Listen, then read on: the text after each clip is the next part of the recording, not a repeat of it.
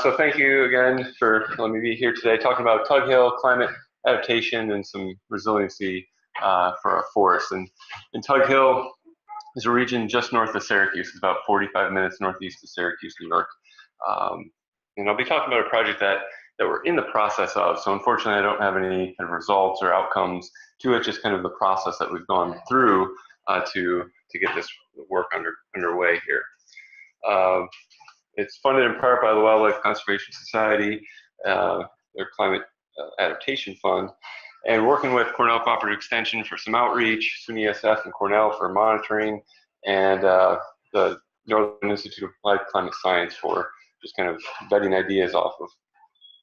So the Conservancy's interest and history on Tug Hill, we've been working in that landscape for about 20 years or so, and we now own about 17,000 acres. So what I'm talking about here is the forest that we own and manage, but it's not necessarily a Tug Hill issue. It's a northern hardwood forest issue to some extent, as far as some of the legacy effects. That's what I wanted to say there. And if you do know Tug Hill, it's not just a lot of snow. It does get quite a bit with lake effect coming off Lake Ontario, so a couple hundred inches easily each year, which does make things a little difficult when doing field work, trying to plant early spring, and you can't get into Tug Hill till basically May. And it does have a lot of trees, so it's one of the third largest forested chunks in New York State, so behind the Adirondacks and Catskills. And it does have a history of logging and forest management practices. So again, if you're familiar with Tug Hill, you might be thinking like, what's he talking about as far as like logging and industry? There aren't many big trees there. This photo, which might not come out all that great, is a snapshot of a library book, but that, it's not a gigantic tree, but a big tree for Tug Hill standards. And the region does continue to support logging. There's thousands of jobs out there related to a forest-based industry. And that history has kind of created a condition on Tug Hill, as well as what I mentioned earlier, just extends across the Northeast, as far as creating conditions of young even-age stands, young even-age forests with pretty poor regeneration. So I don't think I've got any data in there right now, but when talking about young even-age, some of the forests there, we're talking about average tree diameter, at least this is now specifically on TNC's portion, average tree diameters of about 10 inches, 9 more likely, for overstory trees, and our saplings are 1.5 inches, 2 inches. So you'd be hard pressed to find anything above 20 inches. You can come across them, but they're kind of fun to see. And we do have an altered structure, vertical structure complexity. So we've got a canopy, which you can kind of see in this photo, and then not much else. And there is a lot of saplings, which might not come out in that photo as well. And then through time, we've lost a lot of that mature forest condition. So things that you typically see as far as a huge legacy tree, a canopy, lots of structure in the mid-story, and then lots of things on the ground, dead things standing, dead things on the ground, and we've lost that through time. And so that's what we'd like to see. This is not a very good graph here. I don't have, this is basically a percentage. And so we essentially have 6 or 7 species, balsam fir you can find, but it's very, very, very minimal. But we're dominated by red maple, yellow birch, and American beech. And so this is a total basal area on the top. The bottom is the basal we on the understory. So basically, if you look at that, it's the understory is going into that total basal area. So we do have trees in the overstory, but lots of it is in the understory. So we've got tons of things in the understory, but lots and lots of little things. And so this is a model through NED, Forest Services forest modeling software. You can kind of see, you're always going to have a forest system with trees and then an understory and lots of stuff in the understory, but we're way too high in the little stuff in the understory, at least on Tug Hill here. So those conditions that have been in play for 150 years or so also are going to be compounded by things that we've been talking about today: warming climate, increased precipitation. That precipitation isn't going to come in the form of snow, most likely. It's going to come in the form of rain, especially in the shoulder seasons. Right now, because we get so much snow, there isn't a major issue with deer. Deer go off the hill, the plateau, away from the snow. So we don't have major issues with regeneration, but increasing deer pressure could put strain on that. Lack of diversity and species diversity, structural diversity is going to come in play when we get more frequent storms. Again, if we get rain in the November and March, you could get ice storms. That's going to impact issues or create issues, especially if your forest is all the same age. And then we're dealing with vulnerable pests and pathogens, or vulnerable to them. So we do have a beech bark issue, which much of the Northeast does and has. But we're experiencing emerald ash borer on the way up and hemlock woolly adelgid as well.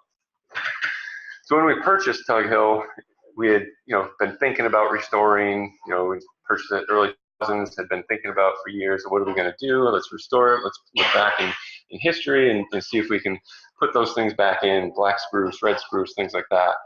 And over time, we never actually got started in sort of any management, but over time began thinking more about what it is the future holds for our forest. And so we began looking at it and thinking about 5 years ago about climate change, what could happen there. And we realized, just plunking and trying to grow black spruce, red spruce, things that had been there historically probably wasn't the best course of action. Thinking about warming climate, changing precipitation. This is tree atlas data. Probably seen similar things. I mean, this is kind of the grass that we've seen about the states moving, but this is trees moving up here. So sugar maple on the left currently, and projected, I don't remember what climate model on the right, but it becomes less dominant, less potentially important into the future. And then things might become more important into New York in Tug Hill. So Tug Hill is just outside the Adirondack Park, somewhere right up in there. So right now there's not many oak on Tug Hill or in northern New York or Adirondacks for that matter, but over time it could be a good spot for it. This is another tool, the seed lot selector. This is kind of looking, if we want to pick seed sources or species in a particular area going out 80 years, we want to be thinking about the valleys in Pennsylvania. So we use some of these tools for this work that we are doing, and basically two components on the ground, demonstration kind of projects, taking it a little bit more at scale. So trying not to do very small plots or intensive research. We're really trying to kind of apply this at a scale that would happen with landowners, agency folks, things like that. And so the two strategies are basically to increase species diversity and shift towards multiple age classes, while we can also improve some regeneration and improve that coarse woody debris. So the two strategies: planting potential climate winners, that's where we're kind of using those models, those graphs, and creating small gaps. And I'll go into a little bit of detail of each of those. So in 2015, we purchased some more property on Tug Hill. It was really cheap because there were no trees on it, as you can see. And this was a really great opportunity for us to think about climate adaptation and think about an opportunity to plant things, both that will and are currently on Tug Hill, as well as things looking towards the future that could be there and find the climate favorable going out a few years. So this was an opportunity to basically jumpstart natural succession and kind of get rid of the potential of just lots of chokecherry coming up and pincherry, and putting some things in to see if they would survive. So we planted just about a month ago 35,000 tree species, or that's 35,000 trees, about 12 different tree species, about half of which are currently on, maybe a little bit less than half currently on Tug Hill, as well as some things like oaks, hickories, walnuts. What else can we do? Some of the black birch, black maple, things like that aren't currently on Tug Hill, but kind of are on the periphery, and that might find things favorable over time. So could we get them started? Again, still planting things that are on Tug Hill to currently to continue hopefully a good condition for the forest there. So that's one thing. Real quick, I wanted to mention before I move on to this one. We did plant hemlock for hemlock hedges, and thinking about hemlock woolly Belgian moving on. And one of the things that happened there, is shame on us here, is that we ordered plants from many different spots: Michigan, North Carolina, New York, and when ordering from North Carolina, we thought it would be clean stock, and it wasn't. So even though the box had a sticker on it that said that it was inspected, because New York didn't require it to be inspected before departure, it wasn't inspected. So we were able to find that luckily before we put it in the ground.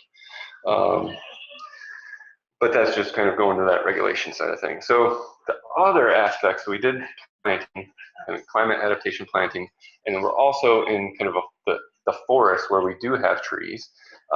Granted, they're still kind of 10-inch diameter trees in the canopy, looking at trying to improve the diversity of that structure, trying to move that from an even age to multi-age classes.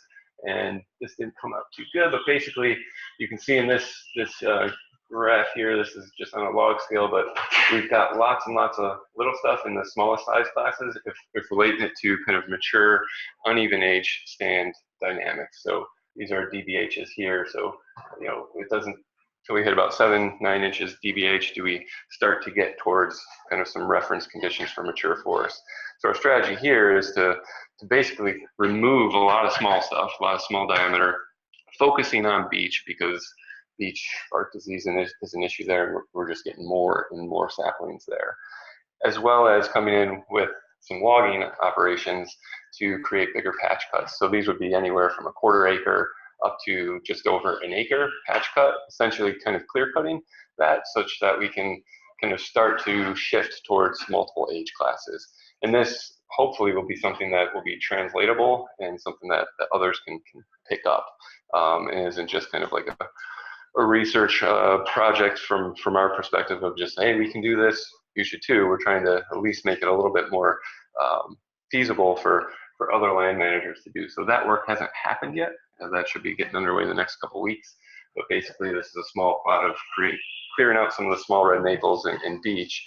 Basically, we've got to remove a couple hundred per acre to get down to that reference condition. So these are some of the patch cuts here that we have slated for a few weeks from now.